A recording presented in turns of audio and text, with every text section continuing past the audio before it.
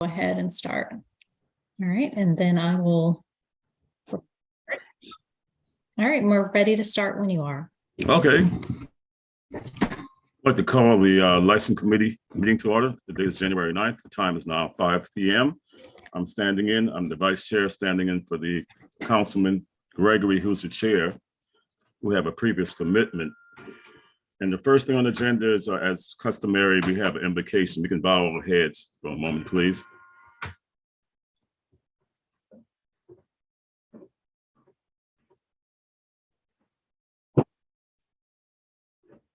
Amen. Amen.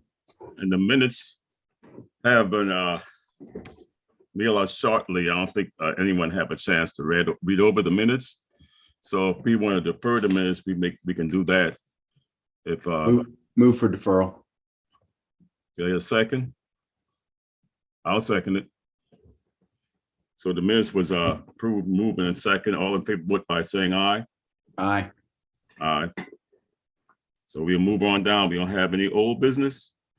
We have one item under new business, and that's an ordinance to amend Appendix B, business license class schedule adopted November 9th, 2021 to Chapter 7th, Article 2 of the Code of the City of Charleston to modify the exemption of lesser of residential buildings and dwellings.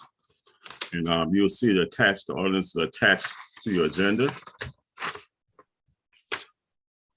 Anyone have any questions on that? Good afternoon. I did want to note that after submitting this for y'all's review, we noticed that there was a typo. So I'm going to do a screen share and show you the proposed revisions to the amendment. But it should be Chapter 17, not Chapter 7 of Article 2. Okay. And we thought it would be better to also correct the NAICS code reference should be 531110. The one is missing, and to include a separate line item for short-term rentals. So what this amendment would do would be to require a business license for lessors of 2 or more residential properties. And this, if you recall, is back in connection with the rental registry that was passed.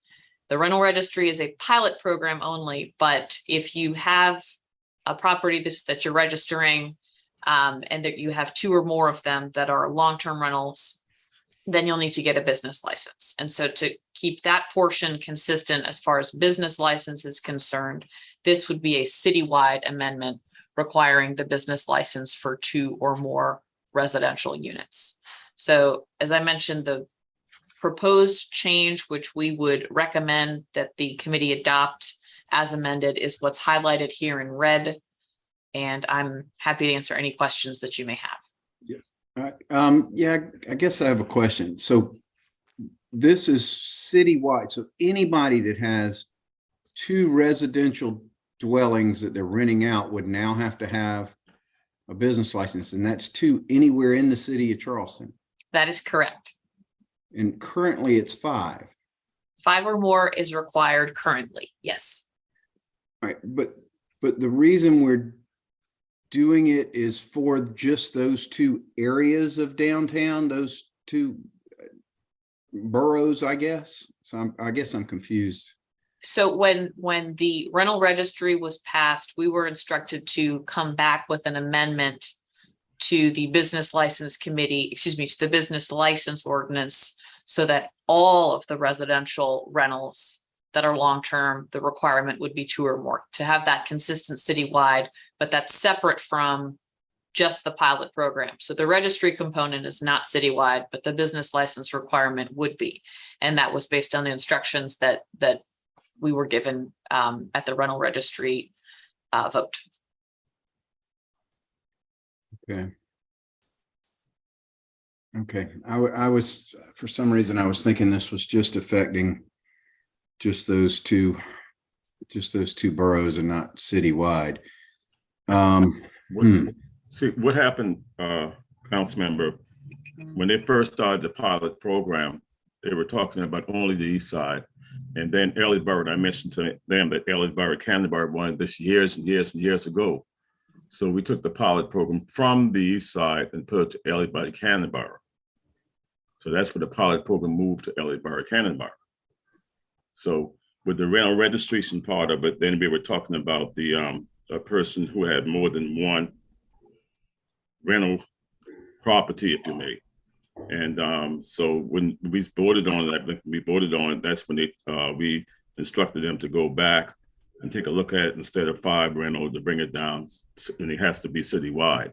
Can't just be one area when you're dealing with the city, because the Justice Department will get involved in it if you're just doing one area that way, and they'll look at it very poorly. So this is why you have to be citywide when you're doing anything like that. So that's one reason, I think. I'm not sure.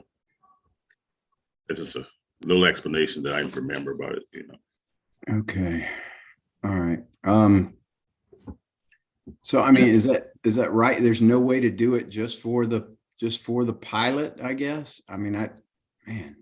But see, with the pilot program was only for that area when we started up with the pilot program, and we were talking about the short-term rental uses.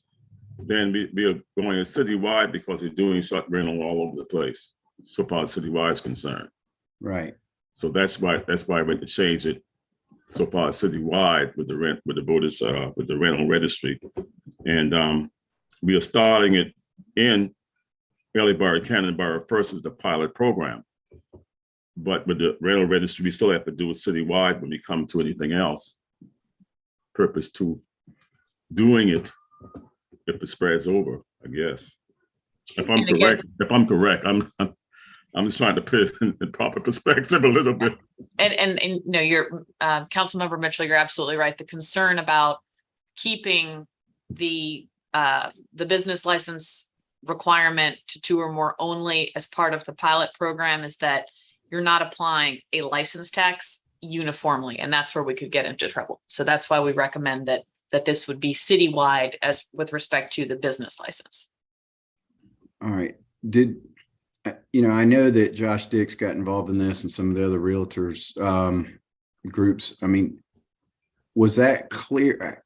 Was that clear that this would be a citywide business license as far as the Association of Realtors is concerned? Were they clear on that? Do we know that? I think there's going to be an uproar on this. I guess I was confused because I thought it was just going to be for the peninsula area on this. Has anybody talked to Josh Dix on this or any of the people from the real estate side? So if anybody has, it would have been Dan Riccio. I do know that with respect to the pilot program, that was made clear. I don't know if that distinction was made with respect to the entirety of the city or not. I can't speak to that. Right. The pilot program, I know that the Board of Realtors, they was there doing the pilot program. I know that part of it. Yes, they were involved. They agreed with that. They agreed with that. Yeah, and I know they did after some discussion, and I guess I just wasn't. I didn't realize until now that this was going to be citywide. Any 2 rental buildings, other than short-term rentals. Wow. I know it was mentioned when we were discussing it, because I remember Councilman Gregory mentioned it too, because he had quite a few, and so I don't know what. And the mayor has his hand up as well. Mayor? Magali, could you just refresh my memory, the rationale behind this? The rationale behind having it be uniform citywide? Yes. That's because of the business license requirement and the corresponding annual license tax. To avoid any equal protection issues, we would need that to be uniform throughout the city, and we've already imposed that within Cannon-Borough Elliott as part of the rental registry pilot program effective January 1 of this year. So when that passed, we were tasked to come back with a corresponding amendment to the business license ordinance itself so that would be consistent citywide. So right now, let's just take Canterbury, Elliottboro. That's the only place where the registry is in effect, right? Yes. And I own 5 rental units. What do I have to do? And then the same scenario if I own 2 rental units right If- now. If you're in Cannonboro, Elliott, and you own any rental units, you would have to register it. But if Okay. you own 2 or more, you would need a business license. Okay. If you're not in Cannonboro, Elliott, you don't need to register as of present. But if this is passed, if you have 2 or more long-term rental units, long-term rental properties, then you do need a business license. This is separate and apart from short-term rentals, which already have a requirement for a business Yeah. license. Right now, though, citywide, you need a business license for 5 or more rentals, right? Yes, yes, and that's But- consistent with state law. But in Canterbury, Elliottboro, because we put the registry in, it's 2 Yes, get a business license. yes. So this is kind of maybe unrelated, but just curiosity. How much, Josh, would a business license cost if I had 2 units and got a marginal rent of $1,500 each? So that's $3,000 a month, $36,000 a year in income. What would my business license be? I'm not in my office. I'm at a different location, but it's going I- to be the, yeah, do you have the, Yes, and Magdalene? I'll share the screen here. Okay.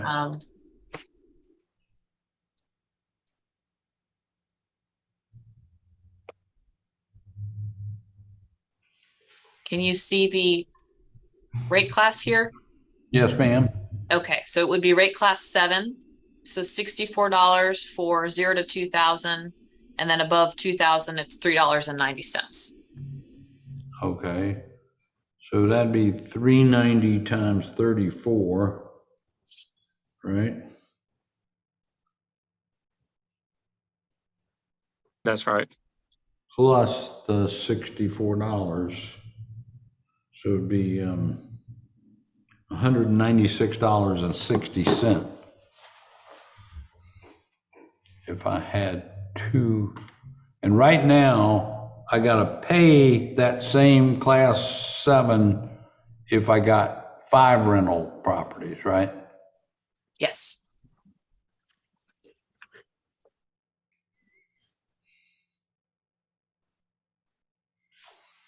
Um,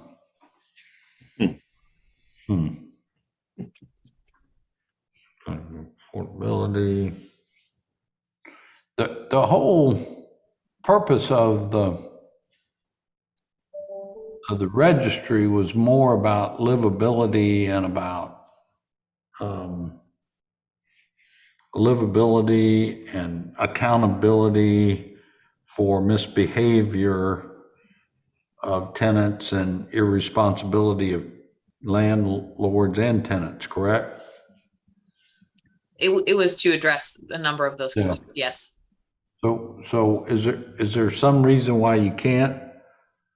I mean, you could just do the registry and leave the business license limit alone. That's possible, right? We could do that, in which case what I would recommend is we have the fee schedule amendment to the rental registry, which will be before Ways and Means tomorrow and then council. We would probably want to recommend an additional modification to that to eliminate the 2 or more language, the 2 Right. or more, so that if we're going to keep it at 5 or more, that's fine. But when we go to amend the fee schedule for rental registry, we would probably want to include a red line through that section to keep it, to maintain status quo as it is, because ultimately it needs to be consistent. Mm-hmm. I'm just, going back in my mind what the real intent of all this was, and I think it was more about livability and responsibility than anything else. I mean, we're not doing this because of, we need to maximize the business license income, I don't think. I think they were wanting to use the license as the teeth for it, I think, so they can then revoke a license, things like that. It's my understanding when I was talking with Meg at one point. This was going to be the that teeth. was, yeah, that was a point, right? That was one point. I see. Yeah, that is because there aren't. Yes, that's correct. That's one enforcement mechanism. It's an enforcement mechanism. Since Josh, we eliminated the, you got any classifications that are that are even less expensive? No, that's part of the business license standardization. So we have to make them a class 7 if they're that NAICS code. We have no choice. Oh, okay. Yeah. So Magley, we can still, what you're saying, I think, is we can still enforce the registry. It's just that this was one more tool to enforce things, but we could still have the registry where you're going to be able to track down the owner. I think that was the hard part, was that we can't track. Sometimes it takes so long and it's so hard to find an owner because they've got it in an LLC, and trying to find out who the person that's responsible is very difficult. But we can still do that part, I believe, without this in there. Is that right? so exactly as you mentioned, what the registry now provides is this additional contact information, so that we have a person at an address with a phone number, et cetera, that we can reach, and that we can basically cite pursuant to other sections of the code for these livability issues. But one of the additional components by having the business license requirement would be that that we could basically, well, let me, before I say something incorrect here.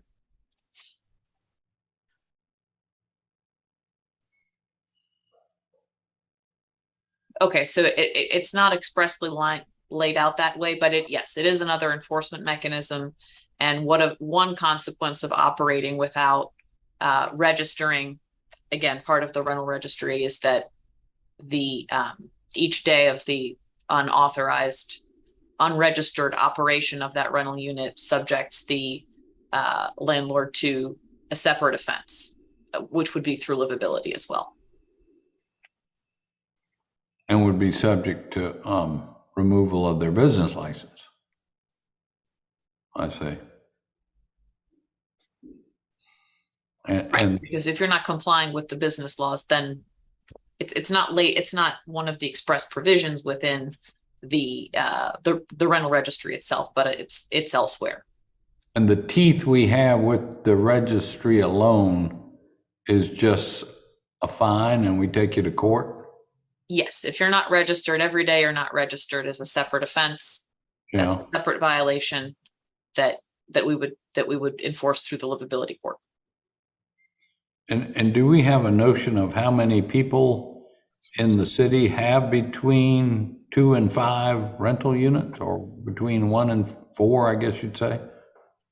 Within the city, that's something that I don't think we have put together yet. I think we may have some numbers within Canterbury or Elliott, but I don't know that they were entirely accurate, and I don't have them, but that's something we've been looking at. Right. I believe that Councilman Shealy is thinking more about the business license so far as when they come to citywide West Ashley area, citywide. Yes, sir. Yes, sir. I think just what Mayor Tecklenburg was just asking, I think there are a lot of people out there that don't have a business license that probably have 2 rental properties. It may be that they have a house that was either passed down to them, or maybe a house that they grew up in and they live in a different house. And I think there's a lot of people in that situation that don't have a business license right now. And I think this is going to be an issue if this goes through. And yes, in West Ashley, but I think in all parts of Charleston. There's a lot of people that own houses that have owned them for a long time, moved in somewhere else and said, hey, I'm going to rent this one out. I'm going to go move somewhere else. And I know a lot of those people because of the business I'm in. So I just don't feel comfortable with this, with everybody having to have a business license because they have 2 rental properties in the city. I don't know how we feel about it. Maybe we might have to, when we have to have this done, approved, so to speak, so we can get it in. Well, the I know rental we're registry is already in effect. Yeah, that's already in effect. I'm talking about the business license with the other amendments that we have to it.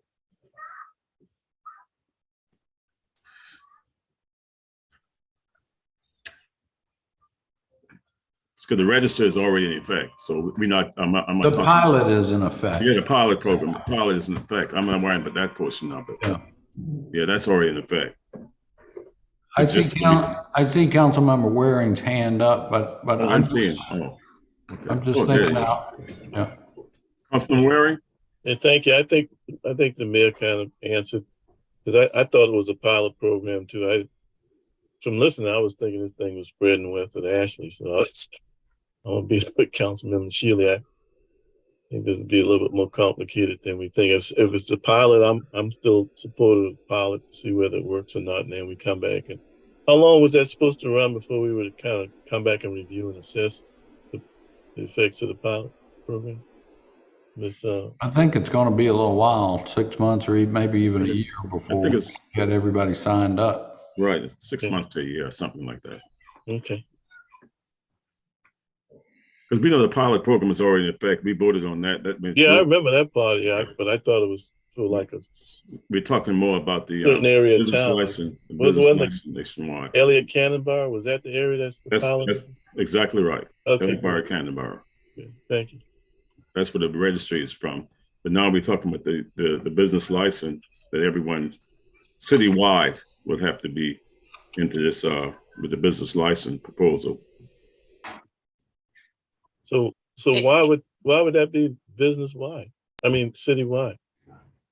Because it's a tax, because of the license tax that's associated, to avoid any issues on that end. So alternatively, if the committee is not inclined to make this citywide, then I would recommend when the fee schedule is up for an amendment for the rental registry, that we include striking through the requirement for 2 or more and just keep it at 5 or more. Mm-hmm. Now that would be an easy fix. See, I'm a little confused. So we got this pilot program that's in effect, but this piece on the business license that's applying for the whole city, when did we vote to do that? If you got 2 or more. We were at the vote for the rental registry. We were instructed to come back if it passed with the corresponding amendment to business license. That was down at City Council when we had told them to go back. Mm.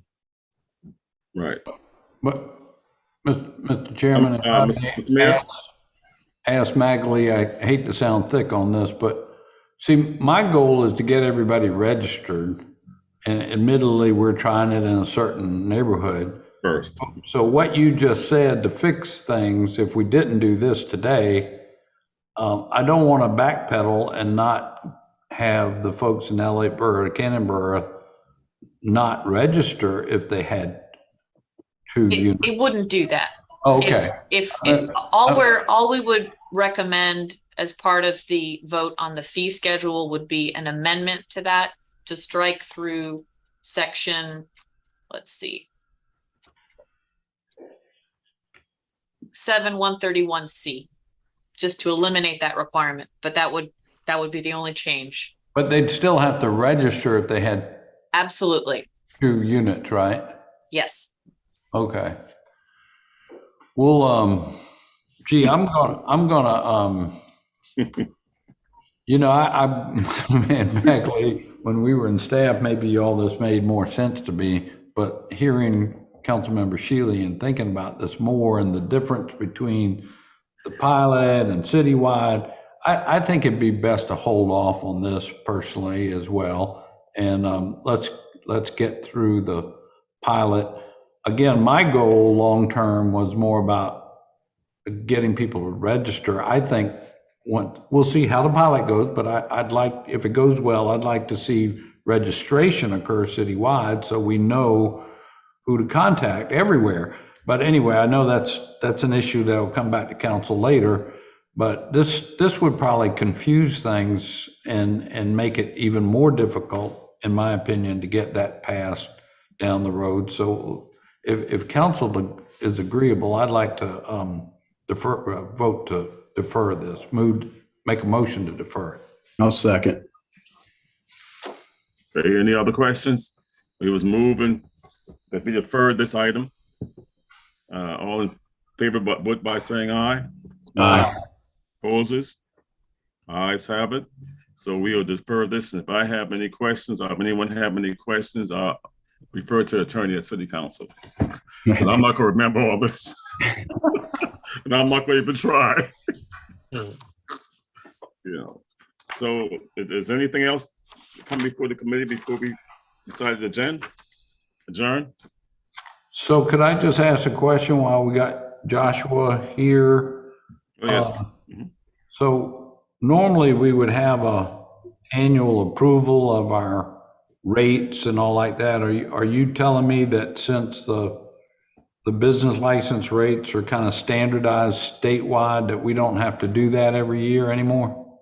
I believe that we still have to do the rates, but we don't do that until we do it the next month or two because of the license year change. We don't have to approve the whole ordinance. It's just the appendixes or appendi, whatever that is. But yeah, we still have to do that every year. I normally we should do it in December one time, I think, 1st of January. Yeah, that's right. Now the license year starts in May, so. Oh, okay. Oh. Yeah. And your experience, I just never heard directly, was that the transition went smoothly with that change of date and. Yeah, it went remarkably smoothly. Yeah, we didn't have nearly the issues that you would, kind of assumed. We must have got the word out pretty well. So and, we didn't have any. I know our income was above what we budgeted, so there must have been no loss of income because of it all either. Not that you could tell. No, we were substantially over budget. So. Yeah. Well, that's all good. I just thought while we had you here, I'd ask you. That sounds good. Mr. Chairman, I do have a question. This may be another committee, but Mr. Mayor, on building permit fees. On what? On building permit. Yes, fees. sir. Remember a couple of years ago, we tried to place, I think, 3% fee onto the building permit and have it go towards affordable housing. We did do it on the business license, but to do it on the building permit, we had to get permission from Columbia, from the state. And I'm just wondering out of that, was that act, I may have the numbers wrong, like the 238 that apparently passed recently. It's the one that Councilman Appel speaks of, having big potentials for municipalities. I'm just wondering, since that passed, do we have the right to add a fee to building permit and have it dedicated towards affordable housing since that act has passed? Julia lit up. I certainly did light up. Anytime we talk about fees, I light up. Councilman Waring, that is something we can certainly talk about. Councilman Appel has already brought up a really good idea about tacking on a user fee on hotel rooms, and we're passing those by the municipal association. So let's throw that in the mix too and see if we can get some feedback. Because anytime we talk about affordable housing, people get squirrely in Columbia. Oh, okay. But that's my point. In other words, I always thought home rule should come in on something like that. I don't understand how it's the city of Charleston building permit.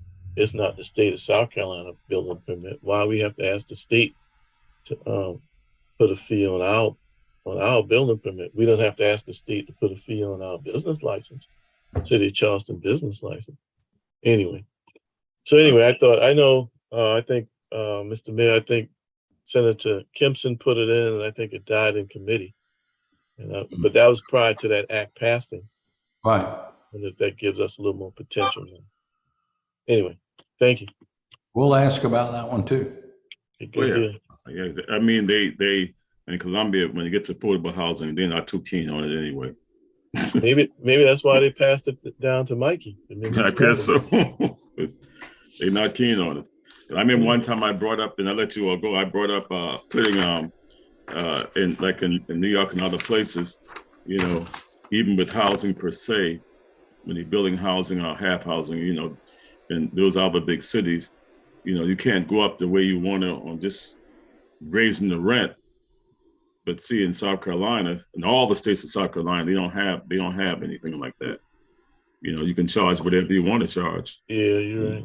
We don't have it. We don't have it in the South. And I mentioned one time, people said, oh no, don't bring that up. They're not going to do nothing like that.